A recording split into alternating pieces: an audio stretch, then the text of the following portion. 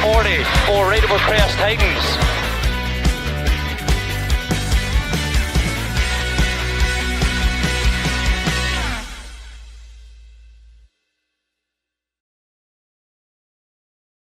Round 7 of the Britpart All-Wheel Drive Safari Championship in association with Pioneer and Whitchurch MOT Centre, and we'd head back to where it all started, Walters Arena in Wales, for the AJS 100 event, a 2-day event sponsored by AJS Tyres.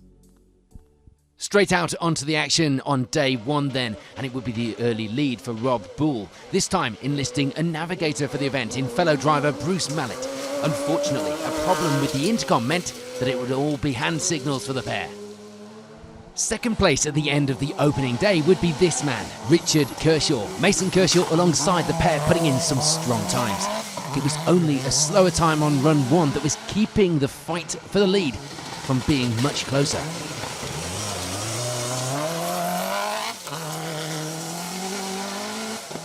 Meanwhile, it had been a number of years since Terry Banyard had been out, usually seen in France more than the UK, but this weekend bringing the car out for a run here in the AWDC, and things were going well with 3rd place overall ending day 1.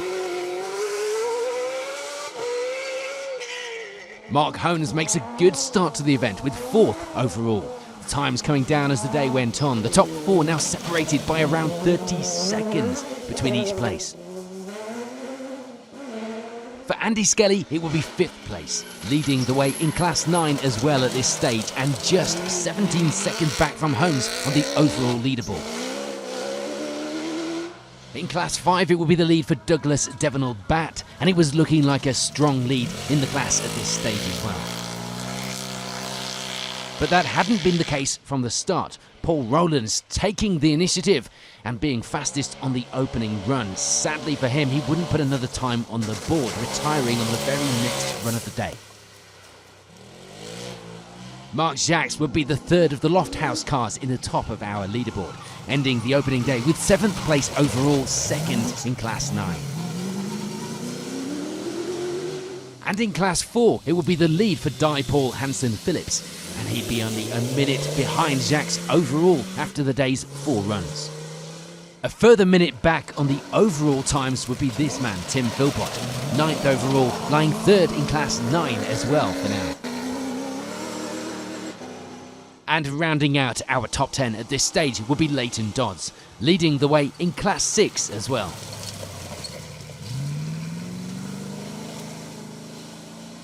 Let's take a look at some of the positions just outside the top 10 leaderboard then.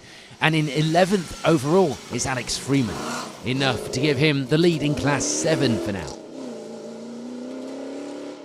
Paddy and Edward Barker will be having some issues, it was fair to say. The brakes on the car failing in the final run of the day, exactly what you don't need. Thankfully for them, only losing around a minute and managing to hold on to 12th position overall, 2nd in Class 5. And Morgan and Carl Box will be happy with their pace on day 1. A puncture on one of the runs would slow progress a little, but they still end the day 13th overall, 2nd in Class 7. Greg Finch would be without a navigator once again, so it would be a steady start on the first run of the day, just learning the course. No dramas throughout the day though, lying in 15th overall, 2nd in Class 6. And not wanting to be caught out by these slippery conditions, Jason and Deb Morgan would take the opening day pretty steady. A bit too steady they'd feel, but they do still set themselves up for a good start to day 2 with 16th overall, 3rd in Class 5, and of course they know that course now. Chris and David Bowler will be having some problems with a misfire. After some fault finding, it was put down to a faulty spark plug. When is it ever that? So after being replaced, the times would improve, ending the day with 3rd in Class 7.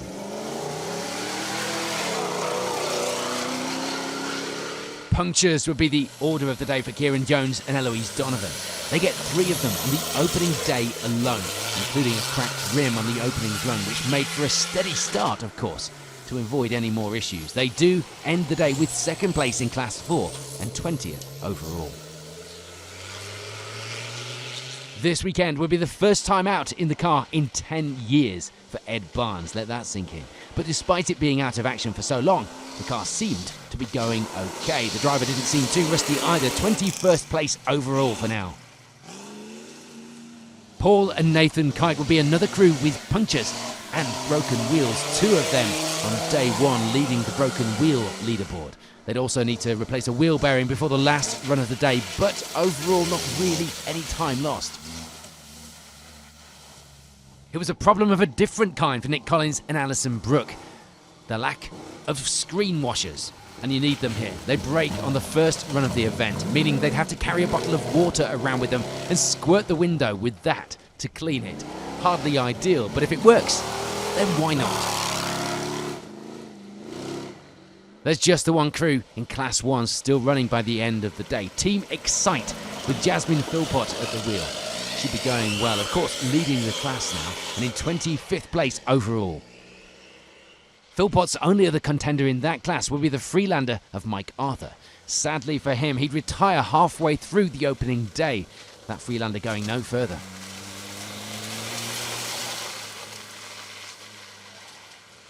The day, though, had started well for Mike Bakewell and Will Howe. But a puncture on the final run of the day would damage the brakes, and not wanting to risk any further damage, they'd pull the car over and take a maximum, leaving them down in 26th on the order. Ed Smith and Philip Moffat would have problems with the safety cut-off switch on the last run of the day, also giving them a maximum time. Prior to that, though, it had all been going pretty well. Grip was an issue in the rear-wheel drive car, as you might imagine in these conditions, and a slight touch of the accelerator would cause the car to go sideways without much asking, even on the straights. In addition to those we've already mentioned, we'd see a number of other crews getting maximums for various issues on day 1. Jordan Shirley and Mike Tilney would be one such crew. A broken Panhard rod bolt on the third run of the day would be where they pick up their maximum time. And for Victoria Vaughan and Owen Davies, it would be the last run of the day. Although they had their problems prior to that as well, with a puncture and catching another car on the course. But it would be a gearbox problem, causing them that maximum time, and indeed meaning at the end of the day, they go no further. Margaret Bakewell and Pete Wilson probably had one of the earliest problems on the event, the wiper packing up on the start of the first run. And with so much water on the course, they took the sensible approach to pull off and take a maximum time before continuing for the rest of the day, once they get that issue sorted. James and Philippa Tennant, another crew not having the best of luck today. The first couple of runs were fine, but once Philippa took over the driving, the look all changed. The clutch failing on run 3, meaning that they had a big job on their hands to get it fixed and get back out for the rest of the event. Thankfully, they did just that with the help of some fellow competitors.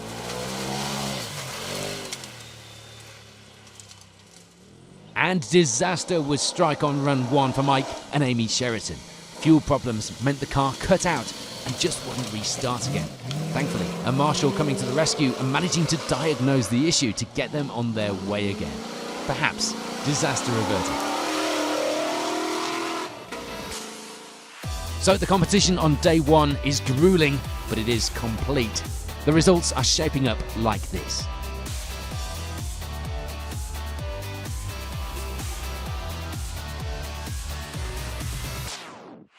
On to day 2, and the organisers, well, they got creative. The course would undergo some changes, a new route to learn, and some new slippery sections to catch our drivers out. But for day 1 leaders, Rob Bull and Bruce Mallet, there wouldn't be any change. They take these changes in their stride, completing the first half of the day, still holding on to that lead. There would be change in second place, but not to the position. The change will be inside the car as Mason and Richard Kershaw switched seats for the second day. The times couldn't be directly compared then due to the course changing, but they were still keeping up with the leaders, which was a good indication that the pace was still there with Mason behind the wheel. For Terry Banyard, it would still be third place. He'd be having some issues catching cars in the course on occasions, but apart from that, it was all going well. He was keeping up a good pace in that fantastic sounding car.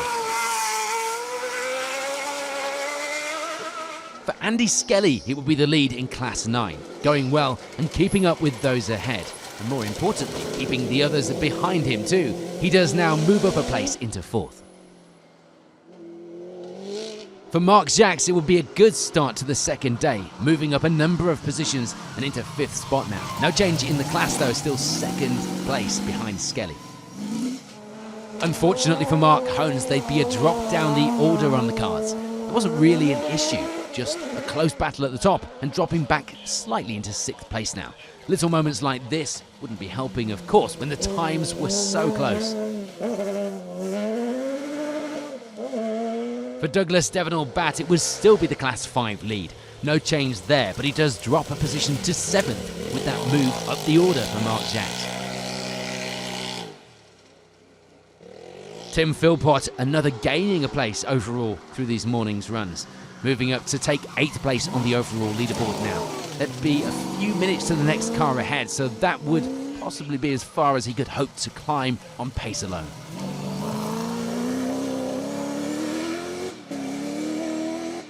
And that move overall would be the expense of this man, Paul Hansen Phillips, now in 9th place on the leaderboard, but fighting inside the top 10 was still a strong result, and leading the Class 4 fight with a significant margin, well, that was even better. Rounding out the top 10 now will be Alex Freeman, leading the way in Class 7 still, and moving into that top 10 leaderboard position on day 2. A look again then at some of the class positions outside of our top 10 leaderboard, and it will be first in Class 6 still for Leighton Dodds, slipping back from that 10th place overall into 11th. Paddy and Edward Barker would be enjoying this changed course, their first time at the venue, and already they competed on 2 different layouts. They were going well, ending the morning with 2nd in Class 5. Morgan and Carl Barks would add to their puncture woes with another one this morning, but it didn't cause them too much of an issue. Overall, they were happy and lying 2nd in Class 7 for now from 13th overall. Greg Finch was another man happy with his start to the second day of competition, still lying 2nd in Class 6 at this stage and in 15th place on our leaderboard. A loose wire would be causing some problems and a bit of head scratching for Jason and Dev Worgan, the car going into limp mode on the first run of the day. They did get it sorted and went back out only to find the front drive shaft had pulled out. Not the best of starts to day 2 for the pair. Kieran Jones and Eloise Donovan, on the other hand, well, they were having a better day 2, it was fair to say. Everything seemed to be going okay for now for the pair. They end the morning 2nd in Class 4. A puncture towards the end of the stage would thankfully not lose Chris and David Bowler too much time. It could have been a lot worse. They reached the end of the morning 3rd in Class 7, 19th overall, and surely thanking their lucky stars.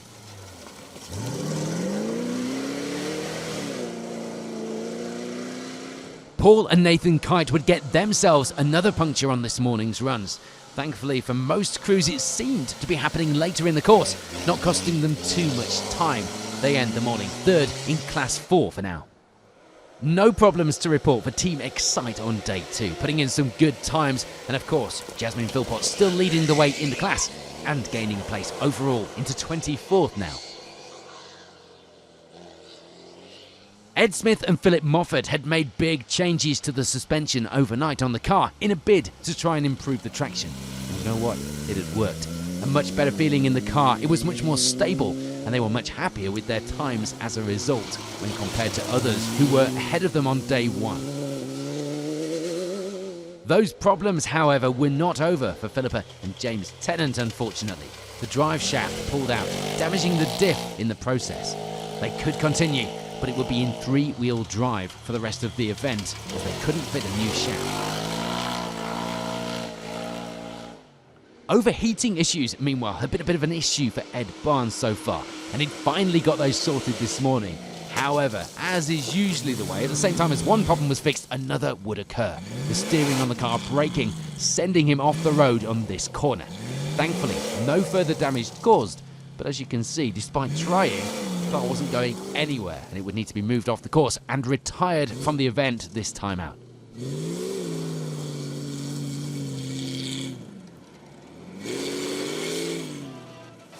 So plenty of attrition and our drivers and crews enjoying that changed course. Congratulations to the organisers for doing something a little different.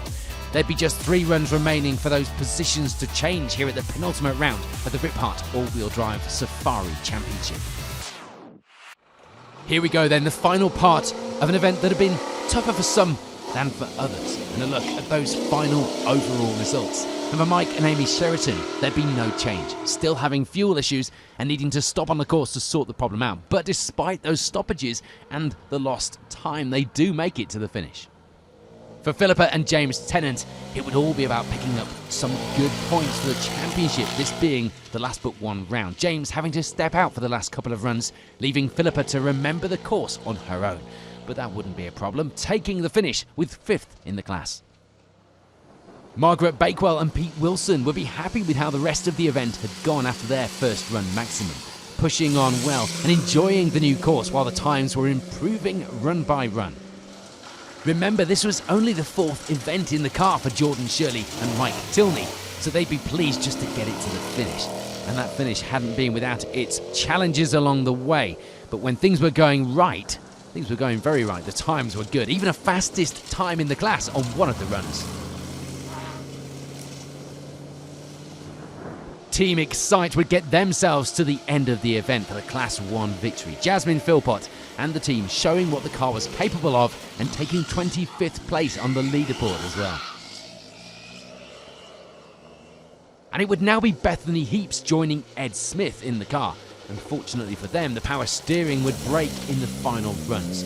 Although, rather than suggesting it might have been Bethany who jinxed them, the times were actually better, even with those problems.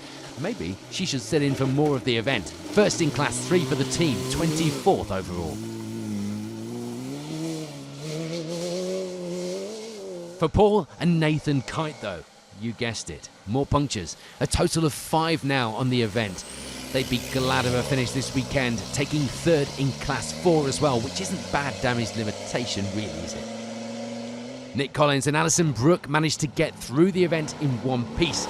They took it steady on occasions, but still managed to put in some strong times to end the event, 22nd overall. Everything had gone okay on day 2 in the end for Mike Bakewell and Will Howe. They were down at the bottom of the order though due to the day 1 problems. They would get a couple of punctures on day 2 as well, but nothing as bad as the opening day. And they managed a finish with 21st overall.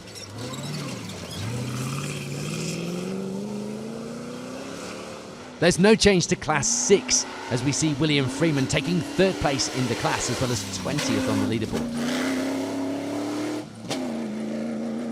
Chris and David Bowler would have a little moment where they slid wide, thankfully being caught by a gravel bank before hitting any of the trees. They get it all gathered up and get the car to the finish with 3rd in Class 7. And for Greg Finch, it would be an issue with the brakes, taking his concentration on the penultimate run.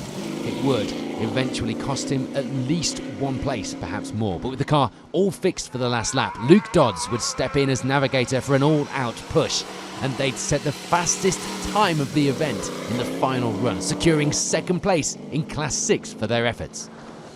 Kieran Jones and Eloise Donovan would be happy with their finish, even with the punctures and the broken wheels. They'd end the event 17th overall, 2nd in Class 4, and would now be on the hunt for some more wheels and tyres before the next event, of course.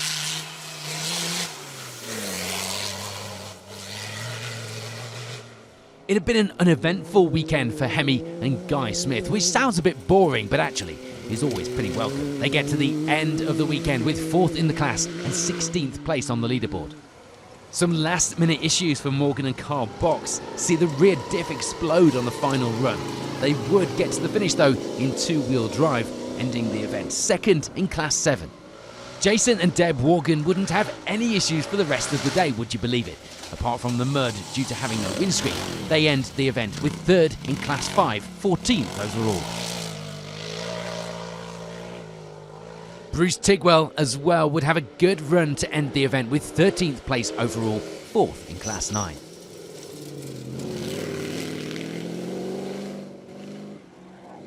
For Paddy and Edward Barker, it would be 2nd place in Class 5 to the finish. No problems for the pair, they take 12th place overall as well. And for Leighton Dodds, it would be the Class 6 victory. A strong end to the event and some good times posted throughout the weekend as well.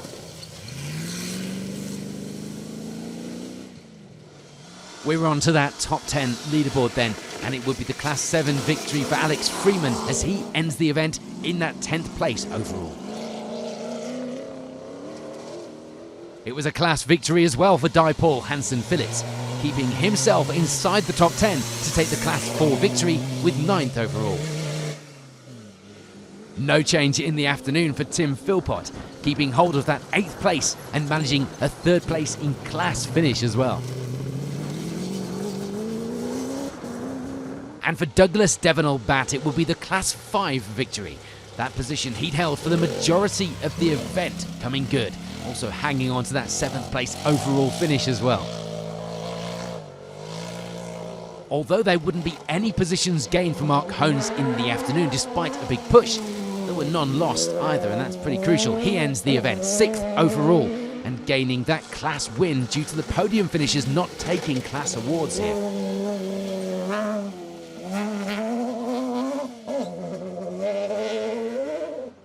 For Andy Skelly, there'd be a change in the overall and class results, dropping back slightly to take 2nd in Class 9 and 5th overall. It was a close fight to the finish, but it didn't go his way this weekend. So that means it is victory in the class for this man, Mark Jacks, just pipping Skelly to that position in the afternoon runs, moving up to 4th in the overall standings as well. As far as the podium positions were concerned, there wouldn't really be any change. Terry Bunyard would finish the event with that 3rd place overall. A very strong result considering a few years out of the seat.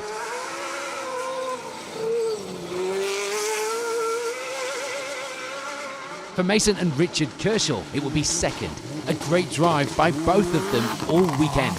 And Mason just managing to put in the fastest lap of the event on the final run of the day as well, going a whole 17 seconds faster to be exact.